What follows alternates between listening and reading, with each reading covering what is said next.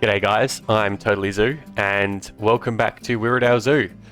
So for today's episode we are starting a brand new section of the zoo which we're going to be calling the Aussie Icons. And as you can see we have built a little bit of extra path coming around the front of the Galapagos tortoise habitat, and our first habitat here is going to be the saltwater crocodile.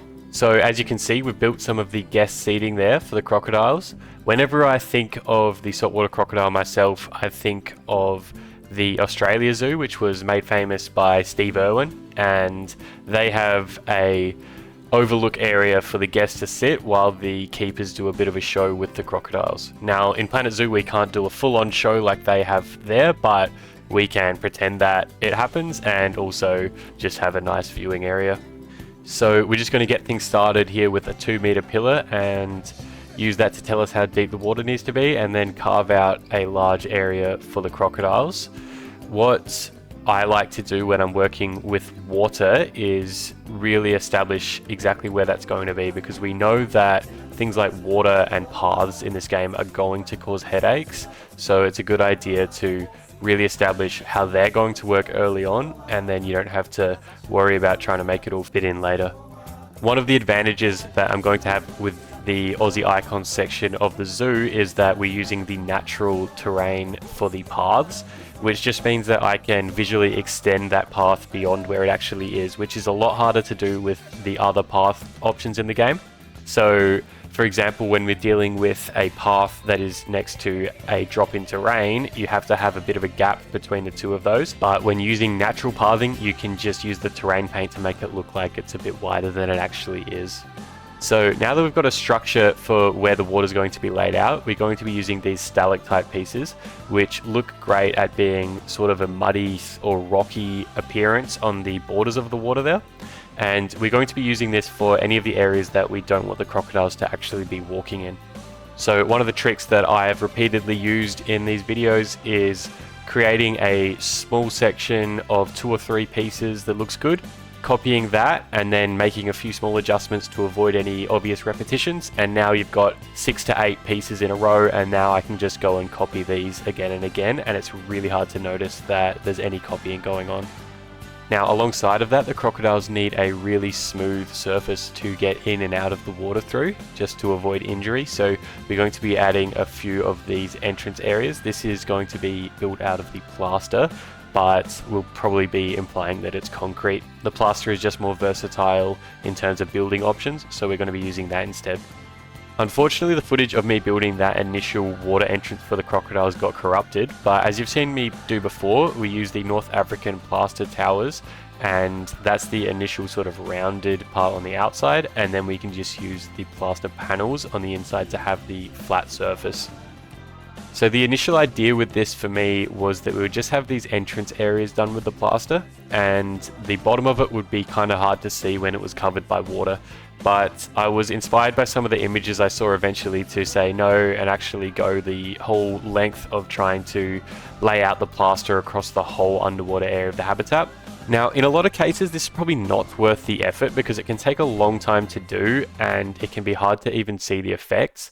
Probably the best case for doing this is when you've got underwater viewing areas, and I certainly plan on having those later on in the zoo, but I thought this was a good opportunity to show how I do it. And then if anyone gets any benefit from that, then perfect. So per the saltwater crocodile care manuals, they don't need particularly complex areas to live in. These guys basically just require water and a little bit of land, and then of course because they're reptiles they're going to need areas of shade to protect them from the heat, and also areas where they can expose themselves to the heat. Because we're going to be having 2 saltwater crocodiles in here, a male and a female, we do need an area for the female to hide if it's feeling threatened. The males tend to be significantly larger than the females. So what we're going to do for that is have 2 smaller pools that are connected by this little link in between, and that allows the female a space to go and hide. We're also going to add some foliage later that adds a bit of a visual barrier between the two as well. So unfortunately we did lose some of this footage as well. Basically what we've done here is just extend out the ramps until they hit the ground level, and then extend them outwards until they hit the edges, and then at the edges we're just doing a vertical wall as well. So now that we've got the finished product there, we can go and pick a nice color, and then we can fill it back up with water again. We'll add a really basic holding area for each of the crocodiles, which will allow the keepers to clean out the habitat when necessary. And as with a couple of the other holding areas I've made, this one isn't actually functional, but it's just there for the realism.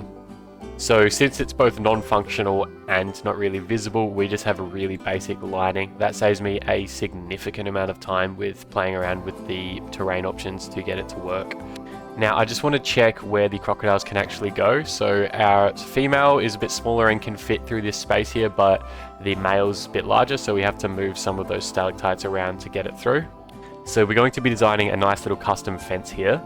We need to think about a few things when we build this. So one thing is it needs to be able to withstand an attack from the crocodile if it swims into the fence. We also need it to provide some visibility, particularly given that we've got the seating for the guests here. And it also, given that we've got these highly dangerous animals, it should be able to make it very difficult for any guests to jump into the enclosure. So glass tends to be relatively expensive, so we're going to be using the mesh here again, and mesh tends to work really well with this type of wood, so it always looks good when we do it like that. And the good old technique of just copying this mesh a few times to make it a bit smaller makes it a bit harder for anyone to stick their hand in or anything silly like that. And while I'm building this, it is a great time for us to jump into today's building tip. So as you can see, we've got the piece of wood here that we want to align to the fence, but it's not perfectly aligned there. And with something like this, it's not too difficult to adjust a couple of times and get it the way you want. But with more complicated builds, it can be very difficult to get that. And when you need it to be perfect, that's not the way to go. So what I'm going to do here is use our Control X to copy this piece of mesh, which we know is aligned the way we want it to be. And then we're going to go into our construction menu, and we're just going to select the piece of wood that we actually need for the fence. And then it is going to be perfectly aligned the way we need it to be straight away. So it's going to maintain the alignment from the piece that you've copied, and then you don't need to worry about it. So just to make it a little bit harder for anyone to try to jump in, we're adding a couple of these overhangs here across the fence as well, and that's going to hopefully make it slightly safer. We use the exact same trick to get those pointing in the exact direction that we need as well. Another nice detail that goes a long way is adding in these metal plates to attach to the fence, and then we can use the string to connect those up as a bit of a metal wire. Now this would be a perfect position to be able to have the crocodiles leap out of the water to grab meat during a keeper presentation. Obviously the game doesn't really allow them to do that, but in real life they're capable of jumping almost their whole body weight out of the water to grab some meat. So that would be a really cool thing to show off, and that's the idea of having the seating in this position. The deepest water is right next to that fence, so the crocodiles could leap out. I don't know about the safety of this, but we might also be able to sell tickets to let the guests have a detachable hook or something and let them dangle the meat themselves, which would be pretty exciting. So just using the old explore mode trick to get a height for the guests, we want to raise this fence to a point where it's obviously going to maintain safety, but also maximize visibility.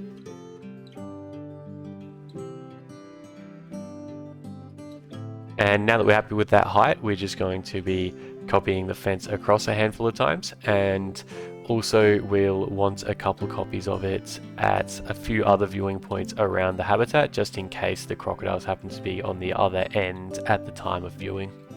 With that said, the main viewing window really should be this one at the keeper presentation area, given that those keepers would be doing their shows to get the crocodiles to jump out of the water, because crocodiles are a bit of a bad mix for zoo animals because they're both reptiles and large carnivores, which means they'll be spending most of their time hanging out and doing very little. So it's good to get them doing something exciting, and we're not too worried about having a great view around the rest of the habitat where they're likely to just be sitting around.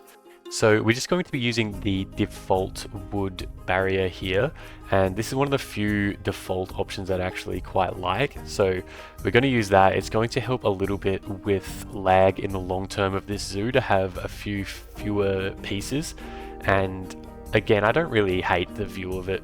The other thing we'll do with that is just raise the height a little bit, probably slightly higher than I'd ordinarily have it, because once it's over 2 meters, the guests aren't even going to attempt to view it, so that's going to ease a little bit of congestion and also ease a few calculations on the computer's part later on down the track. So we'll chuck in some of the tropical looking foliage across here, which is quite suitable for the saltwater crocodiles. That's going to block off some of the sight lines and allow the female a little bit of space to hide, as well as giving the crocodiles a bit of shade, which is really important for them. The other thing that's really great here is that these stalactites blend in really well with the scaevola bushes, the old reliable. So when we add those in, they're going to look really good as a bit of a lining for the water side of the habitat. So as I've mentioned a couple times, we had some video corruption issues with this video, and they are done for now, but I'd just like to say sorry for that. They were really frustrating to deal with, and hopefully it's not too impactful, but there are a few clips in this video that have a bit of a choppy FPS. So I believe I've fixed that problem, but I can't say with certainty at the moment, so we will do our best to avoid it. And now I'm on high alert, so it's unlikely to be as impactful as it was with this one if it ever happens again, and hopefully it won't. But again, apologies for that. As I've said a few times, I'm still very much in the learning process of this whole thing, and a few of those hiccups are bound to happen. I'm just going to try to minimize them where I can.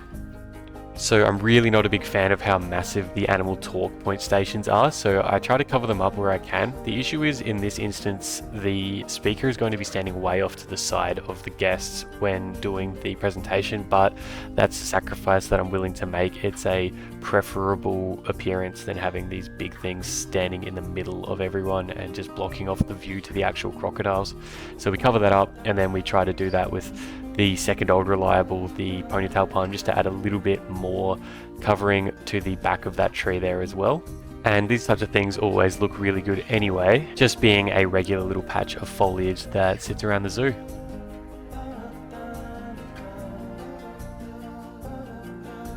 So I fully intend just to leave this as a basic lawn for the land part of the habitat, but having just a few little bits of terrain paint that show where the crocodiles are traveling more often just can add a small detail that again goes a long way. So most of the area for the habitat itself is complete, but I want to do at least part of the surrounding area. So the most important thing here is going to be the viewing seating for the guests. So we'll start that process by just adding a little concrete barrier that separates the default path from this area, and then a nice retaining wall between the raised Galapagos tortoise area and the lower path as well. Then we'll put in some nice curated flowers at the top part, and in the bottom part where it's going to be allowed to grow a little bit more, we're going to just have a basic tropical looking appearance for the plant life down there. I wanted to make sure we had a few trees around that would help give a little bit of shade for the guests as well as the crocodiles, and just some basic scaevola bushes, all reliable, can never go wrong. We'll just be adding in a couple little bits of grass around the trees and a few enrichment items for the crocodiles, and then it's time to open up the path to the guests. So before we do that, just another big thank you to anyone who's watched, and if you do enjoy these videos, I am releasing them weekly, so consider subscribing. But either way, thank you for watching and have a good one.